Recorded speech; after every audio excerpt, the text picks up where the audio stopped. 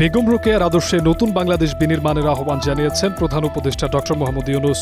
নারী শিক্ষা, নারী অধিকার, মানবাধিকার ও নারী জাগরণে বিশেষ অবদানের স্বীকৃতি হিসেবে 4 নারীর হাতে আজ রোকেয়া পদক তুলে দেন তিনি। আজকের এই পুরস্কার মহিলাদের পুরস্কার না, আমাদের সমস্ত জাতির পক্ষ থেকে পুরস্কার।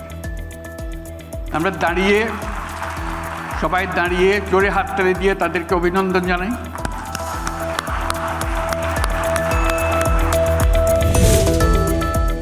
হাসপাতালে চিকিৎসাধীন বিএনপি চেয়ারপারসন খালেদা জিয়ার শারীরিক অবস্থা অপরিবর্তিত আছে। শারীরিক অবস্থা ফ্লাই করার মতো উপযুক্ত নয় বলে তাকে আপাতত লন্ডন নেওয়া হচ্ছে না।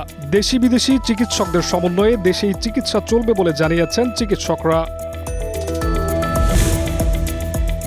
আগামী নির্বাচনে দুর্নীতিবাজ চাঁদাবাজদের নির্বাচিত না করার আহ্বান জানিয়েছেন দুদকের চেয়ারম্যান আব্দুল মোমেন। তিনি বলেন, সমাজের রন্ধ্রে রন্ধ্রে দুর্নীতি এমনভাবে ছড়িয়ে আছে যা সম্পূর্ণ নির্মূল করা কঠিন। দুর্নীতিবাজ চাঁদাবাজদের ভোটাররা প্রত্যাখ্যান করলে দেশের দুর্নীতি অনেকটাই কমে আসবে।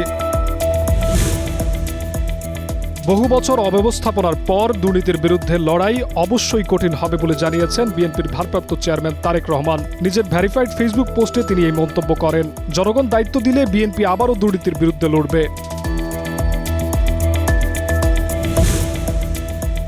পোস্টাল ভোট বিডি অ্যাপে প্রবাসী ভোটার নিবন্ধন সংখ্যা দাঁড়ালো 3.25 লাখ। মঙ্গলবার সকালে ইসির ওয়েবসাইট থেকে বিষয়টি জানা গেছে। গত 19 নভেম্বর থেকে বিভিন্ন দেশে বসবাসকারীদের নিবন্ধন শুরু হয়েছে, চলবে 25 ডিসেম্বর পর্যন্ত। উয়েফা চ্যাম্পিয়ন্স লিগের আলাদা আলাদা ম্যাচে মাঠে নামবে লিভারপুল, বার্সেলোনা, চেলসি, বায়ার্ন মিউনিখের মতো জায়ান্টরা। ইন্টার মিলানের মুখোমুখি হবে ইংলিশ চ্যাম্পিয়ন লিভারপুল। বার্সেলোনার প্রতিপক্ষ ফ্রাঙ্কফুর্ট, বায়ার্ন খেলবে স্পোর্টিং লিসবনের বিপক্ষে।